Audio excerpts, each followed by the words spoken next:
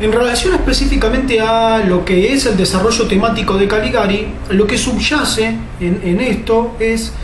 teniendo en cuenta esta alegoría de los poderes y el pueblo, subyace algo que siempre aparece en las representaciones o en las críticas que se hace a la democracia o a la república, en este caso como es la República de Weimar. Y habla como una especie de cierta ironía, ¿no? Una hipocresía incluida en las formas del ejercicio de esa democracia, entendiendo que todo ese gran entramado que se supone es la república y sus formas democráticas siempre se termina concentrando en la voluntad de una persona. Como los personalismos siguen teniendo, entiende la película y entenderán muchísimas críticas que se harán a estas formaciones democráticas, republicanas, que son nuevas dentro de todo para la sociedad en su conjunto, ¿no? Porque sabemos que si bien los ideales de la República vienen de la Revolución Francesa, su ejercicio práctico recién va a encontrar hacia los fines del siglo XIX, principios del siglo XX, su verdadera practicidad, su verdadera puesta en funcionamiento. Y desde ahí es que empieza a destacarse una crítica donde se entiende que toda la gran estructura democrática republicana encuentra un cuello de botella en la representación de una persona que de alguna forma concentra las voluntades que parecerían ser plurales en base a sus intereses y también, ¿por qué no?, en base a sus caprichos, a sus cosmovisiones, a sus visiones paradigmáticas, a sus concepciones paradigmáticas. Y este es el caso de Caligari. Se entiende que todo el entramado de lo que vendría a ser la institución psiquiátrica parece pervertirse en la película en base a su autonomía, su voluntad, su autodeterminación. Y desde ahí es que se produce una gran ceguera donde el paso siguiente pueden ser decisiones tomadas desde la incomprensión absoluta de lo real, desde una especie de enquistamiento con una creencia, desde la locura misma. Bueno, esto aparece como crítica a lo que es la República de Weimar, que se ofrecía como una forma más plural de la concentración del poder del imperio, pero en realidad lo que dirían estas críticas es que seguimos con la misma representación caprichosa de la voluntad de una persona. Y esto no es solamente de Alemania, esto va a suceder también, por ejemplo, en la Unión Soviética con Stalin, va a suceder en Francia mismo, va a suceder en Alemania, va a pasar en Japón, va a pasar en Italia, donde todas las formas se entienden plurales, ya sean más o menos democráticas, pero que se entienden son de representación plural, porque podemos decir que en regímenes como el nazismo, el fascismo o el comunismo, las formas del ejercicio democrático están mucho más acotados, pero se entienden que son de representación plural, no son dictaduras. Entendido también que las dictaduras necesitan un consenso popular, ¿no? Pero lo que vamos es cómo hay un doble juego de concentración del poder en una persona y cómo hay un entramado popular que admite esto, que de alguna forma reconoce y parece necesitar, aún pese a toda la evolución de las formas representativas y de la aparición del Parlamento y de los poderes ejecutivos,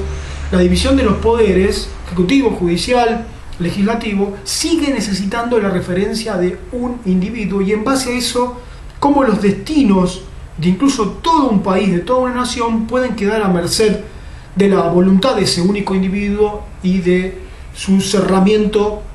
con respecto a la realidad que lo rodea o de otras opiniones que pudieran aparecer. Eso pasa también en Argentina. Argentina y toda Latinoamérica es un país, es una región fuertemente atravesada por la figura del presidencialismo, lo que se llama el presidencialismo como una figura de mucho poder, que si bien está dividida en los tres poderes, tiene recursos para imponer sus voluntades pasando por sobre encima de los otros poderes. El decreto. sin ir más lejos, ¿no? Es una clara medida, hasta me animo a decir autoritaria, y que según diferentes teorías, que son mucho más largas que apenas esto que yo voy a mencionar, pero según diferentes teorías, viene como una especie de herencia monárquica, teniendo en cuenta que en la región no hemos tenido monarquías. Hay como una especie de herencia monárquica devenida de la colonia que persiste en nuestro imaginario como la necesidad de tener una figura de autoridad que nos represente, que nos guíe y hasta, si se quiere, también que nos diga lo que tenemos que hacer y qué es lo que está bien y lo que no. Y como en Europa esa figura presidencial fuerte también viene heredada de sus propias formas monárquicas que aparentemente no se habrían extirpado nunca del imaginario colectivo. Bueno, Caligari, como muchas otras producciones del momento y de representaciones artísticas, reconocen esto y dicen: cuidado, porque ahora estamos en presencia de una apariencia supuestamente más plural, pero que en base a eso puede potenciar todavía mucho más el poder autoritario de estas figuras individuales, porque se refugiarían detrás de la voluntad democrática para llevar a cabo sus voluntades individuales. Vaya si esto va a tener también una muy fuerte verificación en la figura de Hitler, ¿no? Como alguien que se entiende, asume como canciller, como una figura de autoridad, pero una más dentro de todo una configuración republicana, y poco a poco irá concentrando el poder en sí mismo hasta configurar lo que será el Tercer Reich, ¿no? El tercer reinado, el regreso a las formas monárquicas de la manera ya más explícita posible, y ahí sí abandonando toda apariencia democrática y sobre todo habiendo construido el consenso del pueblo. Bueno, esto es lo que está venturando, lo que está de alguna forma adivinando lo que es tanto Caligari como otras expresiones justamente expresionistas del momento. Hitler como un gran hipnotizador, como alguien que se ha valido del contexto, en el caso de Caligari, de la institución psiquiátrica. Hitler lo hará de la institución democrática republicana, para llevar de una manera hipnótica, de una manera casi inconsciente, a todo el pueblo rumbo al desastre, rumbo al caos más absoluto. Ustedes dirán muy bien, bueno, pero no. En la forma de la película, en la narrativa, tenemos dos momentos que anulan toda esta, si se quiere, toda esta alegoría o esta lectura alegórica que estamos haciendo. Sí, tenemos un principio y un final, un prólogo y un epílogo que de alguna forma lo que hacen es tiran por la borda esta teoría de Caligari como el gran hipnotizador que guiará al pueblo al desastre, y lo vinculan a una percepción demencial de una persona que lee mal la realidad o la lee desviadamente. Entendamos una cosa, la película fue víctima de la censura. En aquellos momentos se notó que el direccionamiento crítico de la película rumbo a los poderes de la República de Weimar, y se le exigió a los productores que colocaran un prólogo y un epílogo condicionando esa lectura. Por eso es que el inicio y el final se notan que están agregados, que hay algo que se esforzó por integrar, pero se nota que son partes forzadas, puestas en el entramado de la película misma.